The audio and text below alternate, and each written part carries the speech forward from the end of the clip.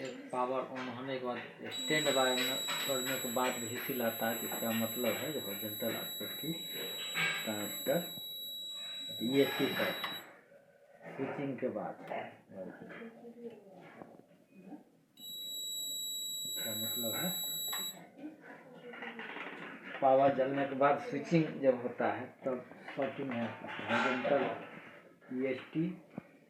या EST से output में डायोड यही सब शॉर्ट हो सकता है निकाल